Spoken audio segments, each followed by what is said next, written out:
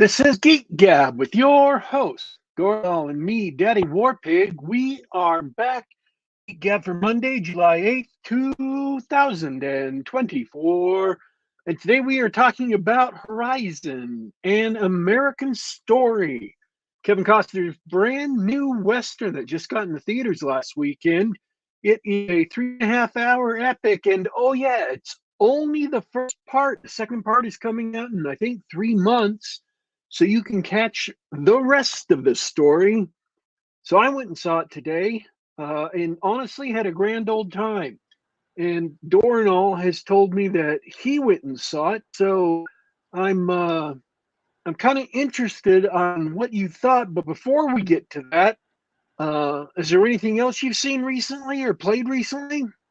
Hey, what is up, Daddy Warpig? I have not seen much of interest except to say that at your recommendation, I've been catching up on the venerable Bad Boys franchise, and Oh, I've seen the first two now, um, and I could give you a miniature review if you don't mind. oh, sure, sure. Uh, Back in the 90s, when these two guys, Will Smith and Martin Lawrence, really blew up, it became very popular. I wasn't really a fan of Martin Lawrence's shtick. Histrionics, hysterics, funny faces, that sort of thing. Um, I it I laughed for maybe one episode of his show, uh, Okay, but so you really didn't like Martin. yeah, I didn't like Martin. And so the film called for it's a buddy cop film with great action, amazing direction, and editing. Michael Bay can really tell a story. And I should have got the editor's name, but he can really tell a story very quickly and very efficiently. And Tia Um, Leone has never looked better. She was so gorgeous in that movie. Absolutely. Um, but the buddy cop antics where Martin Lawrence is doing his shtick and Will Smith, who is excellent at playing the straight man, uh, and so he deadpanned his way through most of the movie until he got to say and do ridiculous things from time to time. It worked. They're a great team. I understand why they made a couple of movies before taking a break for a few decades. Um, I didn't think Martin's antics were all that funny or entertaining, but the movie overall, and Bad Boys 2, of course, was the same, completely turned up to 11. More action, more explosions, more expensive, more huge set pieces like driving a Hummer and just completely destroying Shanty Town. They're supposed to be in Cuba or whatever, absolutely destroying a shanty town. Really fun action. Uh, can't say no. It wasn't the character actors weren't my cup of tea, but the film worked. Uh, I liked it. So And Joe Pantaleone as their captain is just great. he has the thankless job of playing the police captain from every other you know, rogue cop or buddy cop movie of the 70s and 80s, and he gets to dial it up to 11. There's no fourth wall breaking. Nobody actually winks at the screen, but um, Bad Boys was a nod and an homage to all of those films. I think it firmly stands as one of those films, like the Lethal Weapon films, sort of in the mid '90s, when just before those films stopped being popular. And he got to turn it up to 11, and you could tell how much fun he's having as the sergeant.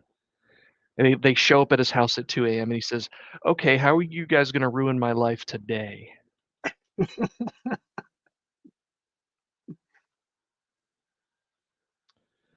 Um, so there's that.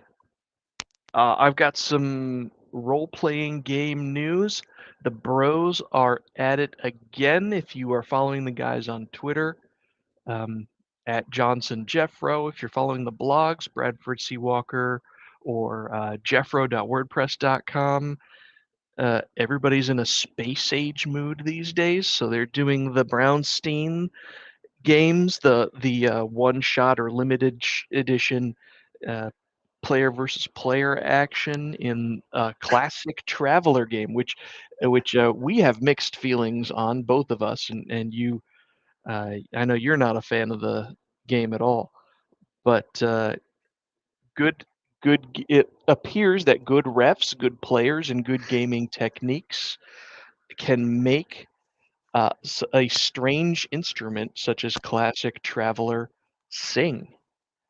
So Uh, Moonstein lasted 2 turns.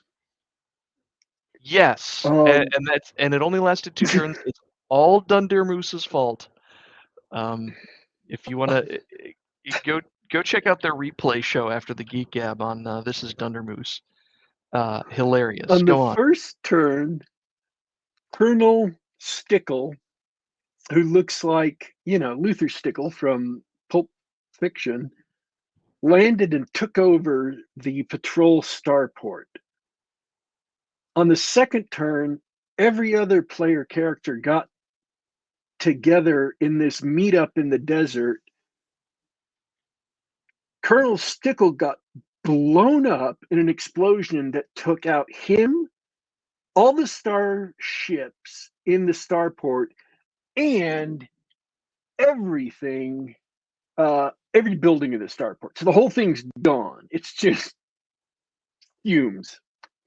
And then they had a sniper, then people trying to get away in an ATV, which is a different thing than what we think of as ATVs. It's like, one of those big trucks from the. It's almost like an APC, only it's 2 wheels. Think of a striker. And while that's happening, people are getting waxed outside, thugs are getting waxed outside, and they have a shootout inside. And so everybody's dead except like one guy. And it's over. It was over because all the PCs got together and had it out with each other, and they're all gone. Uh, Yeah, game Also, called on account of apparently, everybody they're being planning dead. a follow up to it, and Mandolph has had 4 characters die on him during training. Yep. Yeah, planning. They're actually so, so playing it's it as going we real speak. well for him down in Australia. They're playing they're playing as we speak. That follow up is happening tonight. Yeah, I mentioned Bradford Walker. Thanks for listening. Good to see you. He's also putting, if you follow his blog, which is a really good one, if you like gaming, um, I like his blog. Bradford Walker's fantasy game. He's also putting his money where his mouth is, and uh, he's started his patron actions in his game. Turn One report this morning on my Substack. I'm gonna have to go check that out myself.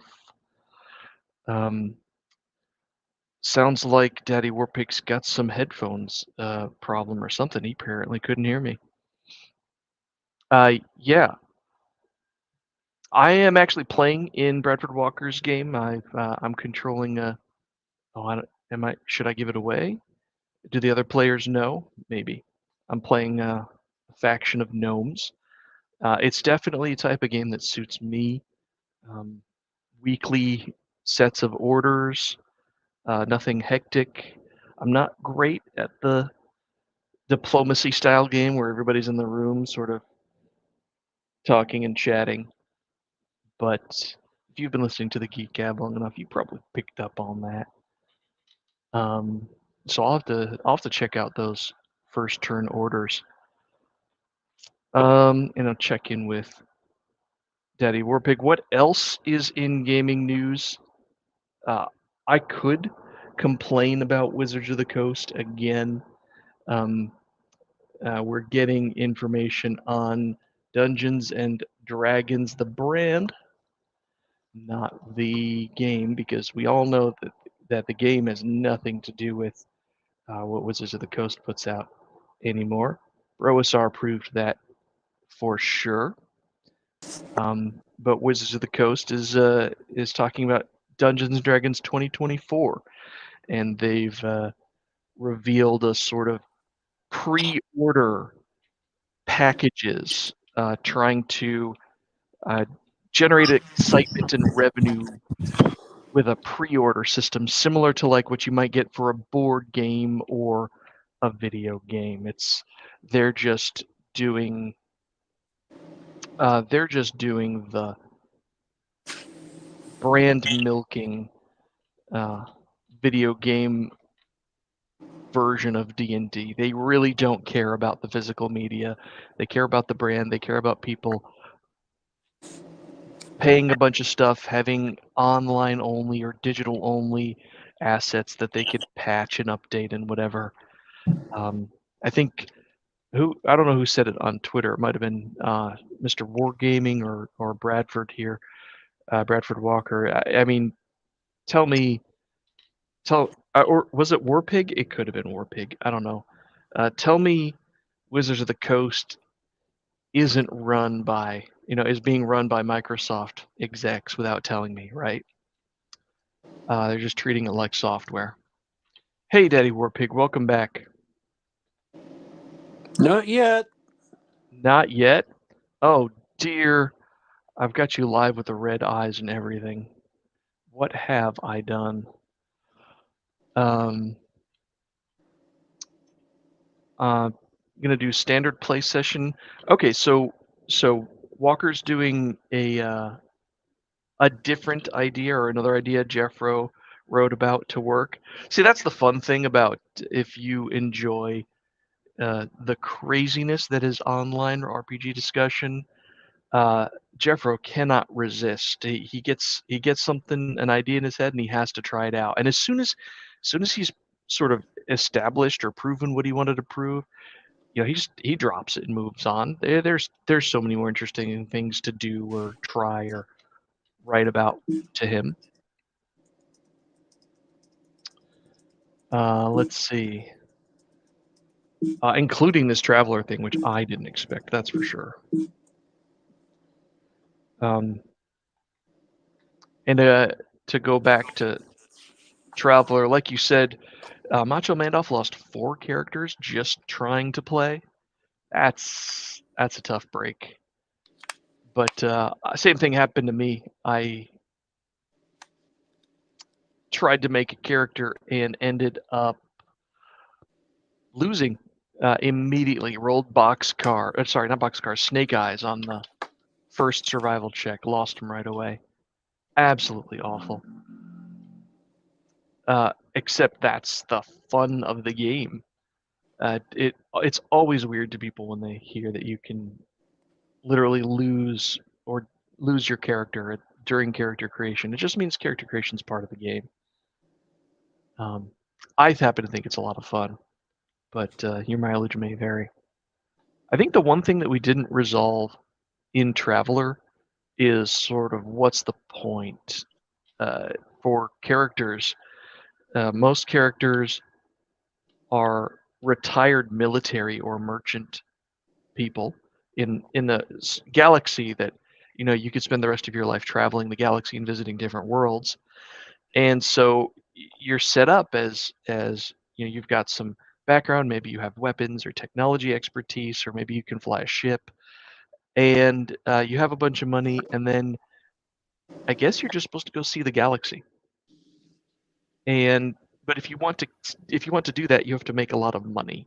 And so that's sort of, there's no character growth like in a standard fantasy game or Dungeons and Dragons game where your character personally grows in power, or you become tougher to kill, and you deal more damage to monsters, and you get magical spells and powers and things like that. It's not like that. It's more like you have an adventure for the week, you try to scrape together enough money to purchase some cargo or get a travel pass to the next planet in the system, and you hop on and catch a flight, and it takes a week to get from star system to star system. So it's sort of made for that weekly game night thing where you can just have an adventure in space, whether it be like Star Trek or Star Wars or Alien, and then you come back the next week and play again.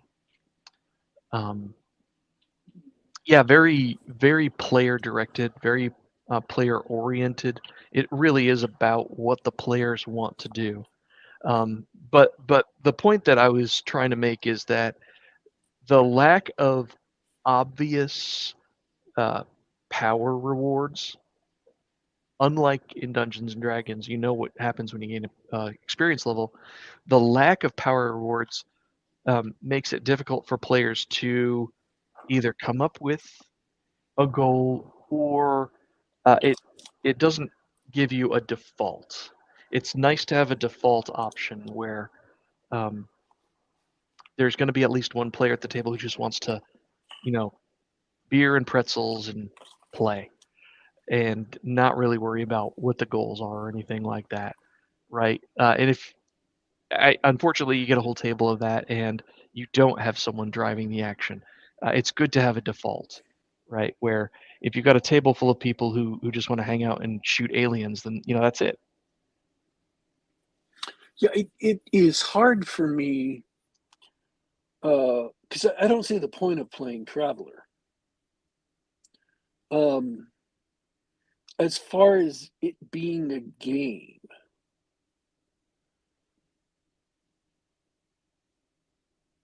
what are you supposed to do with it?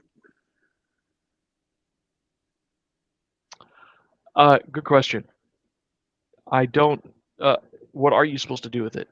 I think, like I said, I think you need players that are genuinely interested in just being a guy who's retired from the military and doesn't want to do that anymore, or they were forcibly kicked out and they just kind of want to see the galaxy, or they want to scout the galaxy, or they want to build a trading empire or something like that, right? You have to have players that want to do that sort of thing. Um, but the only real mechanical rewards to that in a game design sense is the actual money, which you need, but it's still a little awkward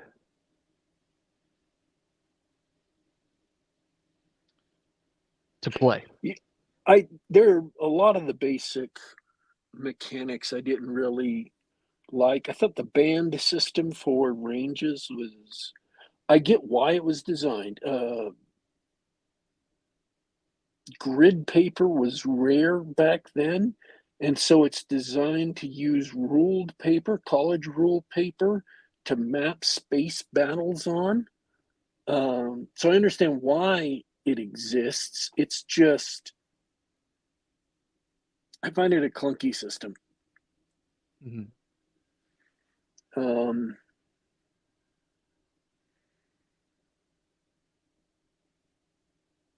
Oh, I get it for sure.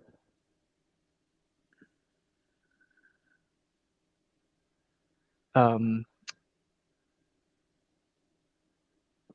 because you can't play a standard military war game type of game with it because it's not suited for that. It's suited for the lined paper and it's very abstract. Uh, Not abstract isn't the right word I was looking for.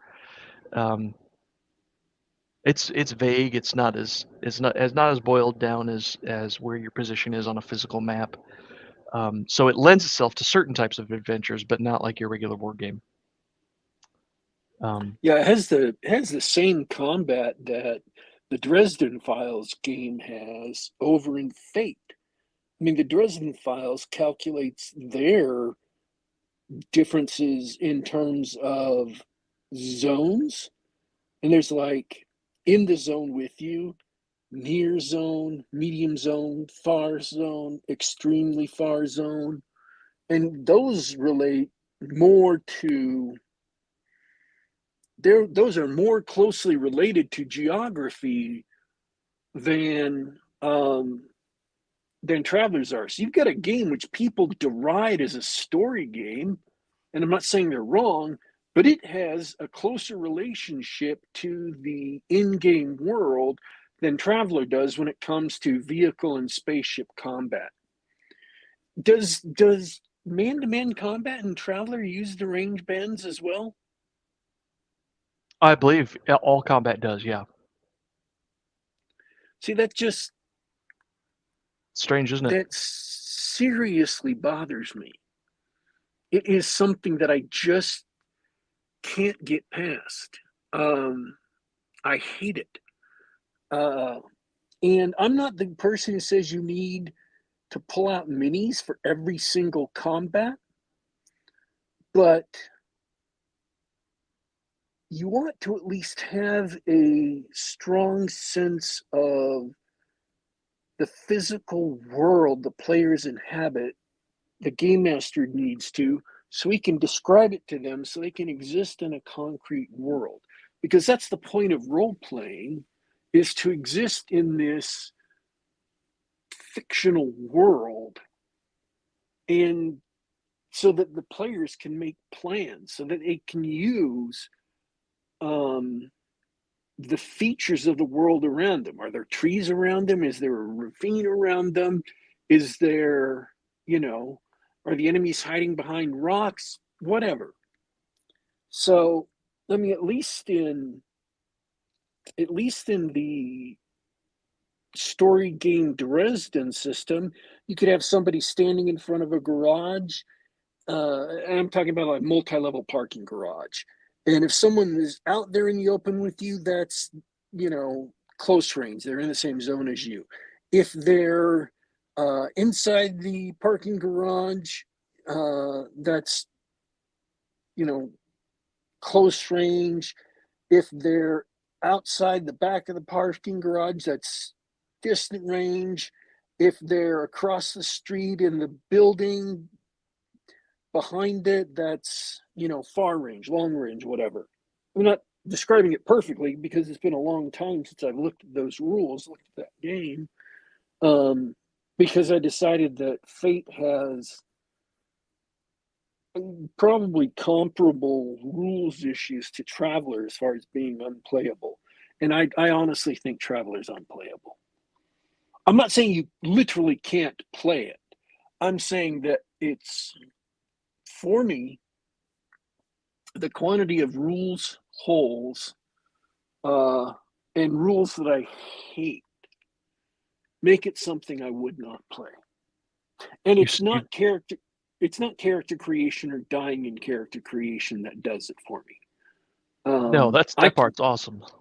I can handle a life path system, but there are other things in the game mechanics that just get under my skin. Yep, yep. Uh, well, I wouldn't mind giving it another chance personally, but I definitely understand that how that set of mechanics could do that to you. Um, uh, John Delarose, haven't seen you in a while, buddy. Glad you could listen. He just wants to know how fast his enchanted wheelchair travels through the cobblestone dungeon. One range band at a time, John. Just one range band at a time. Although I think wheelchairs move a lot slower than regular people. Traveler's a pain in the ass, I guess. I don't know. Uh, making a character is fun, and for me, a game with a good character creation system is fun to play with all on its own. So some things I've come to realize um, recently. I've come to realize that the problems with BX and departing from AD&D, or departing from the way Gary was running the game at that point in time with the uh, why it omitted the wargaming aspects of the game and why it introduced some things that weren't part of standard D&D was because of Caltech's gaming club and their playing of OD&D without chainmail and them wallpapering over the vast holes in the rules with just stuff they had made up. And whereas some of the stuff they made, one thing they made up at least, and I'm sure there are more, but this is the one I know of, the thief class got later adopted into D&D and AD&D. There were just a lot of non-standard things, and the person who wrote BX was heavily influenced by those, and then those got later incorporated into BECME and then later incorporated into the Rules Cyclopedia. So that's why that game diverged so sharply, and a lot of the core rule play of AD&D got stripped out of the assumptions in BX D&D and BECME and Rule Cyclopedia. And that's why the OSR never discovered faction play, and they never discovered the breadth of stuff from AD&D, why it's remained undiscovered by the OSR, because the OSR just didn't the OSR just didn't have that background, since all they've been doing is cloning BX or reskinning BX. I don't know how you would describe that. Yeah, and but you nailed it for sure. And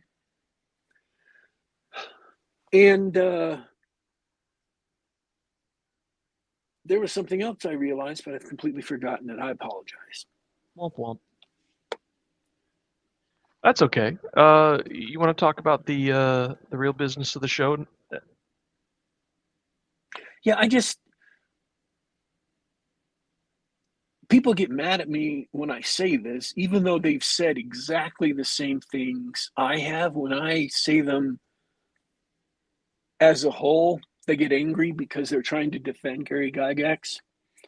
But AD&D did a bad job of communicating the desired style of play to people who had never picked up the rule book before.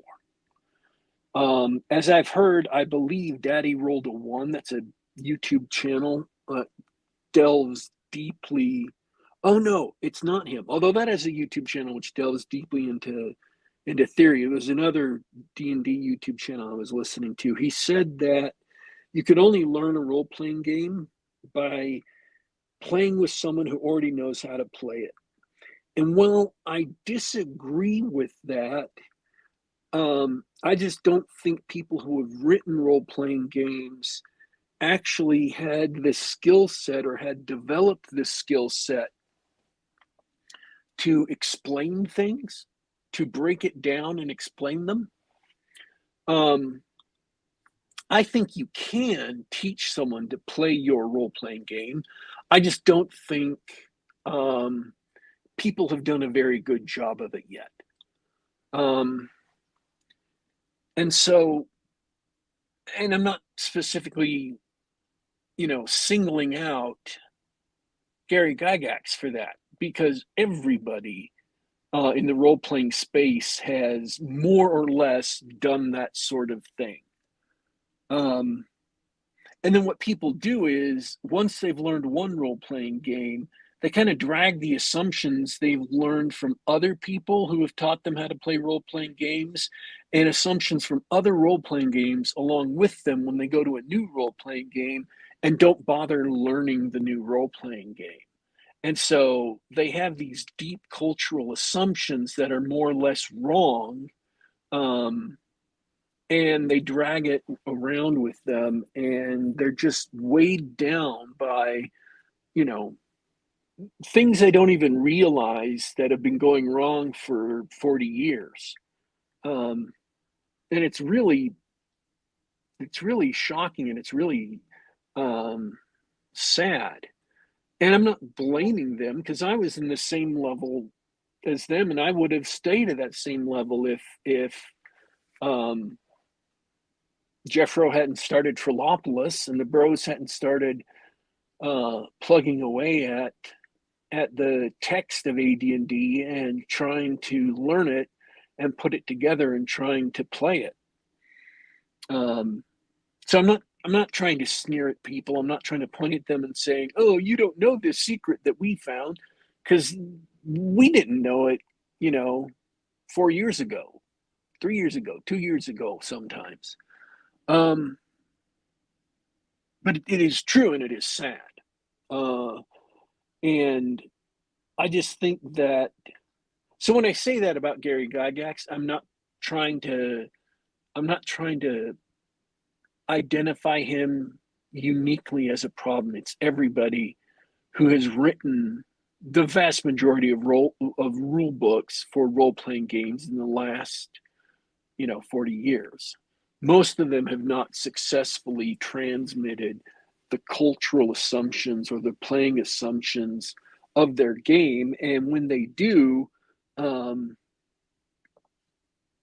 they include bad stuff, bad habits that they've picked up because they're missing the important stuff from AD&D. I'm really hoping somebody comes along and produces a product so epic, so attention catching, that it can kind of shock the industry or the hobby out of its complacency and force people to reckon with a new way of doing things. So that'd be great. You are definitely preaching to the choir here. let's talk about Horizon, though. I'm done ranting on that. Rant complete. Yes. So yeah, I saw Horizon on Friday, I believe, and you just saw it today. Yes, I did. A brand new Western, a first chapter of, it was a 3-hour Western, and it was only the first chapter, done by Kevin Costner, of all people, award-winning director, believe it or not.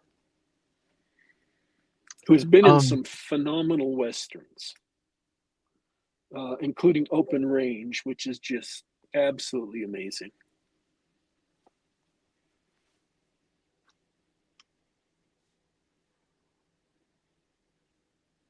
All right, I am not the world's biggest Western fan or Kevin Costner fan, so All right, I am not the world's caught my echo. So I enjoyed it, but I didn't really expect everything that I was about to see. Oh yeah, neither did I. It's the first part of a film, but it's not really a complete story. In fact, it's a bunch of loosely connected stories about people settling the American Southwest, and they try And to. you get Go a ahead. sense that they're all going to connect up in the next movie, but um, the thing about this movie that I liked is that he lets each scene breathe. I don't think the scenes get over much time, but they get enough time to develop the drama and make the point he wants to make. Um, and he's letting each plot line, um, each plot line take as much time as it needs to. That's a very kind way of putting it. Because though I enjoyed watching the film, I couldn't help but think that he could have just cut one of the stories and managed to tell an entire story by the end. I thought that was very strange. I liked all of the stories that were going on, though. I wanted to see more about each of them. And so we've got the stories that you'd expect to see in a Western. And I think this is something that both works in its favor and against it, is that this film is it recapitulates a lot of the themes and tropes of a Western. It's it's definitely we set out to make a Western and we're going to put in a bunch of, you know, familiar scenes and characters from earlier Westerns. And tell a few different stories that you may have seen in westerns before, or like that. You've got the, you've got the harlot who maybe she doesn't have a heart of gold, but there's you know she's got a good core, and the wandering horseman with the guns. And Kevin Costner gets to play that guy because if it's your movie, you get to make yourself that guy. Um, the you know the Union soldiers, the U.S. Army is barely holding on to a part of the frontier, and the town of Horizon, where people are trying to create this town and build up this town. Well, it's on Apache land, and so there's a constant struggle with uh, Indian raiders who uh, they don't like the Americans or whatever. They want to run them off the land, so that they can keep it as their hunting grounds and so on and so forth. Classic struggle for civilization there. Um, And I want to say this: there's an absolutely brutal Apache attack in the movie, um, which you know about if you've seen the trailer, and you just have to expect that in a movie. There's a brutal Indian attack. Surprise! It's a Western. Sorry. They have horses in the movie too. Horses are in the movie. Sorry. There are There are this. cowboys. There are villains. Sorry if I gave that away, but one thing I should note: it is an R-rated movie, but the it is not a Mel Gibson movie. Mel Gibson in Apocalypto and Passion of the Christ, and movies he directs, Braveheart, he goes for the full effect of his violence. Whereas this movie, you will notice, or at least I noticed because I was watching for it, um, pulls back. It shows enough to let you know what's happening, but it doesn't put it on screen. So it gives you the effect of things being really violent without putting it on screen. And I thought that was an interesting choice. It's not as it gives you the feeling of brutality without making it explicit. That's fair. It's definitely um, it reins in a lot of the gore that you otherwise might expect from this kind of film. But you were listening to scenes that are here, the common scenes that are here, and I interrupted you. Yeah, Apologies. no, there were a few more. Like you said, there's a brutal attack by Indians. There's a wagon train. One of the stories is on a wagon train of settlers. They're going out there, and if and they cribbed from um, that Yellowstone show 1830 18 whatever, um, that was on streaming a couple years ago, where these settlers, they have no idea what they're getting into. They're not built um, for the harsh life on the frontier, and the one poor guy who's supposed to be the team captain can barely keep it together, that sort of thing, right? Lots of tropes and characters you might have seen before.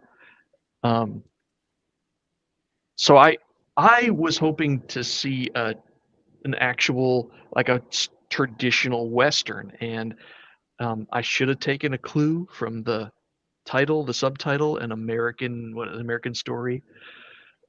um, an American Saga, Ah, yes, Saga. and an Which it American is. it is, and really what it is um,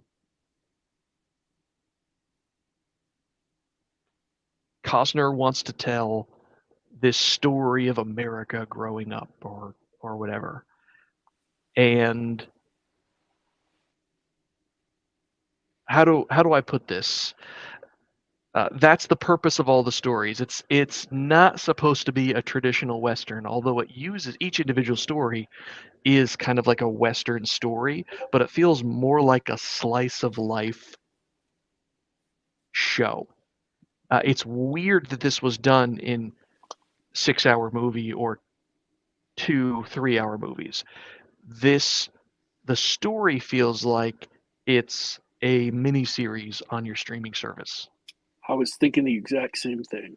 And I kind of mean that in more ways than one. Uh, the the stunts and the effects are outstanding, but the casting's 50-50.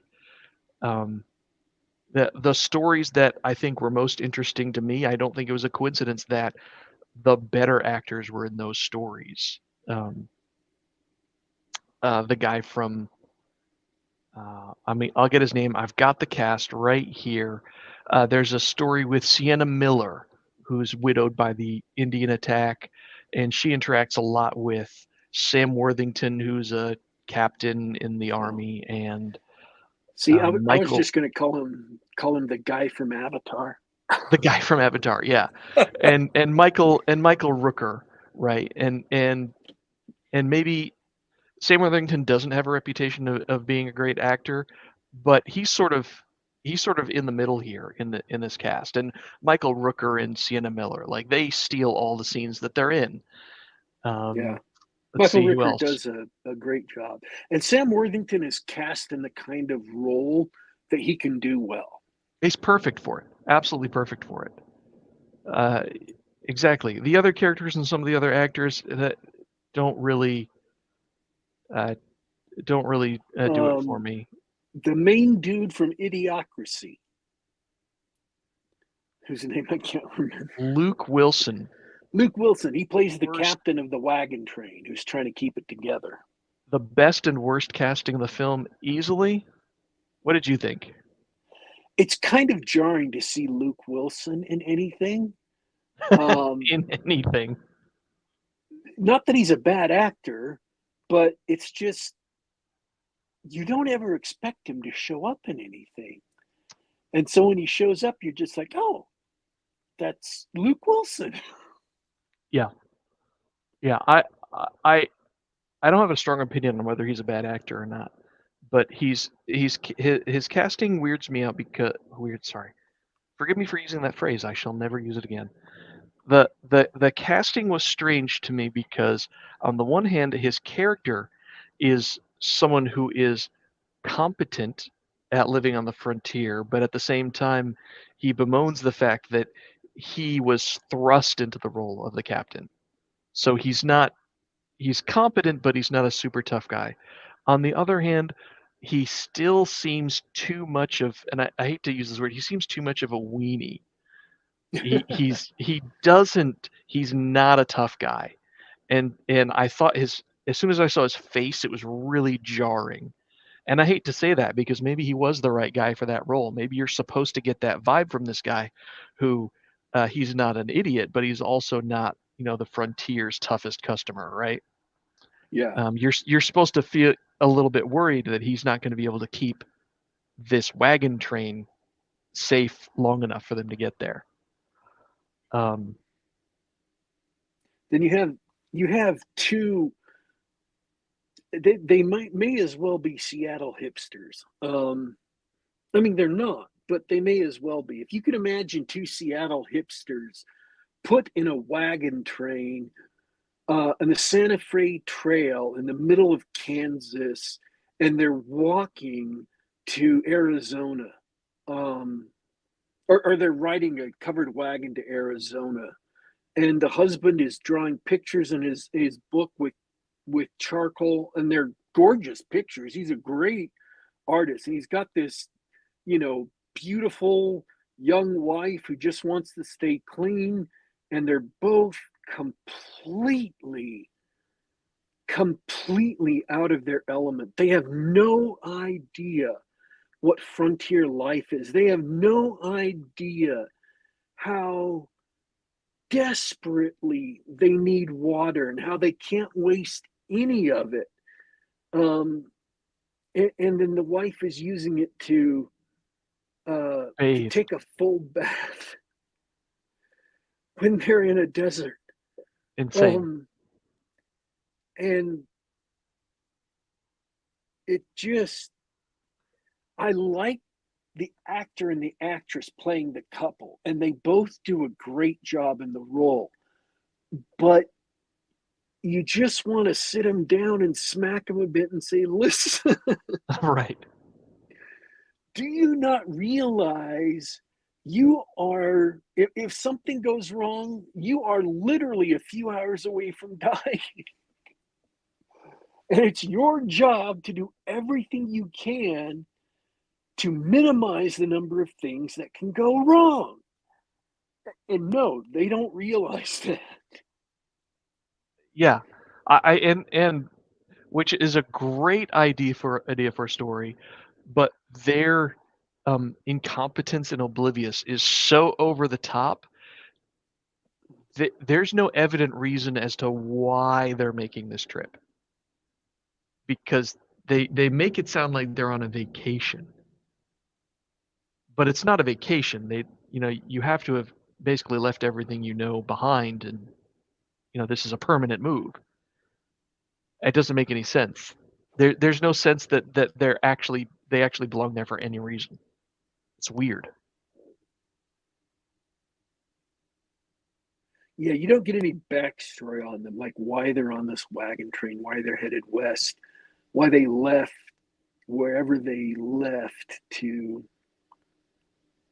go out to permanently settle in the frontier. Like, what is he going to do when he gets out to the frontier? Is he a newspaper man? Is he an artist? Is he going to farm?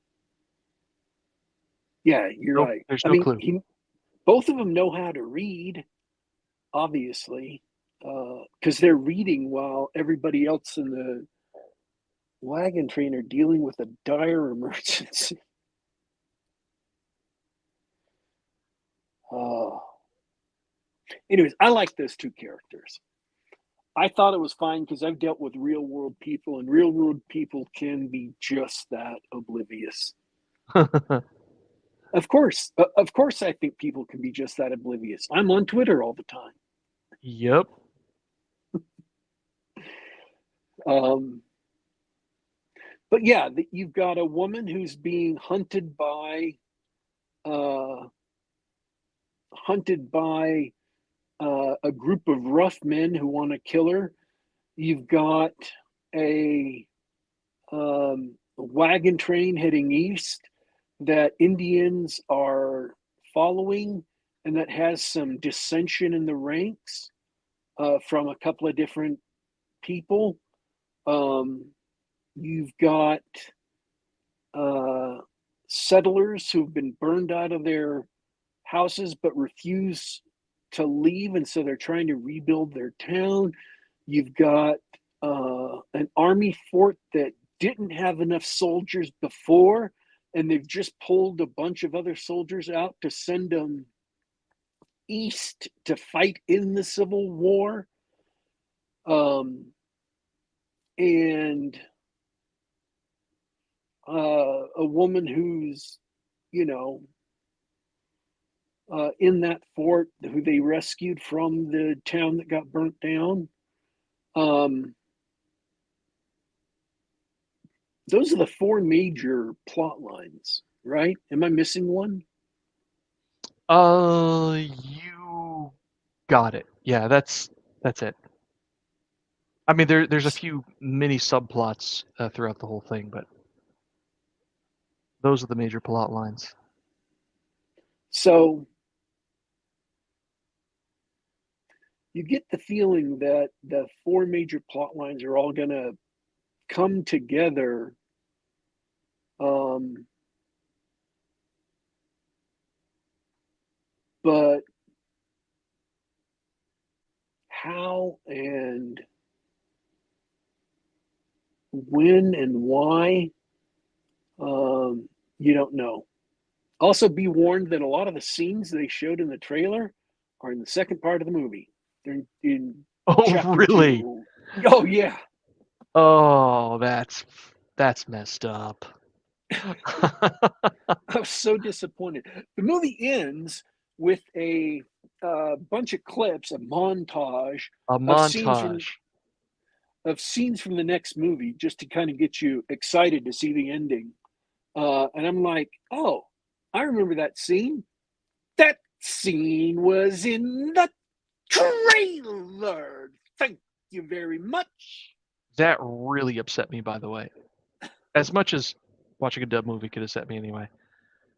The fact that all of a sudden the music swelled up and they went into, instead of wrapping up any one of the storylines, they just did a montage of scenes from the next episode. And I couldn't help but think this is completely absurd. Oh well. I just thought, it's an interesting choice, but I mean, I've never seen it done that way, but it's better than doing what Rebel Moon did and just creating an artificial climax for the first movie just to have a climax for it. If it really is one long story, then you might as well just chop them in half, let the other movie come out in another few months, and um, just let the audience know that. So, anyways, I really like the movie. I think I might love this movie. I think it might become one of the movies that I would keep around and rewatch. Open Range, also Kevin Costner, and why can't I remember his name? I'm so ashamed. Well, I can't. Um, The Open Range is a fabulous western. That's one of the movies that I absolutely love. Just an incredible movie. Um, so yeah, I would definitely recommend this movie. If anyone is wondering about whether it's worth going and seeing, it's absolutely worth going and seeing in the theater. It is gorgeous. There's definitely a lot of good stuff to see. If you're looking for a satisfying story, um, or you don't mind going to the movie theater to view what, in my opinion, should have been a Netflix miniseries, then see it. If you're looking for a self-contained story like The Next Chain or something like that, uh, wait for both parts to come out on streaming and watch it on the couch. It is beautifully shot, though. The scenery, the towns, it is just gorgeous. Absolutely, absolutely. All right, do you have anything Uh, else you want to talk about? no, I have run out for today. So have I. Well, it was a good show. It was nice talking about stuff. I got to vamp a little bit too, which is unusual for me. I had that same problem again. I had to get back on my phone to get out of it. What are you doing, Warpig? I'm cursed. And I was doing this interesting description of what happened in Moonstein. I'm like, oh, I guess nobody heard that. I guess only I heard that. Well, congratulations, me. It was funny because you I could actually hear you, and you were talking about the Moonstein, and then I think you couldn't hear me, and when you realized it, you dropped off the call. That reminds me, before we go, I believe, is it next week that we have our guest on? We do have a guest next week. And I Um, had his name right here. Greg Hale. So we're going to be talking Yes. to him next week. I don't know if what we're doing after that, but summer movies are going to be out. Yeah, we'll be talking about those. There's always gaming to be had. There's always stuff to talk about. Yep. All right, folks. I can't think of anything else. We're ready to say goodbye? Let's call it a week. Thanks for chatting, everyone. All right, folks, we want to thank everyone who turned in and listened live. I want to thank everyone who will tune in and listen later. Click like if you like the show, subscribe and click the bell icon to get a announcement as to when we're going live. We are, let's see, you can get us on the iTunes Store, Google Play Store, and SoundCloud.com. Download us on the device of your choice. Listen to us on the web. We are signing out for today, folks, but don't you worry. Don't you fret. We will be back.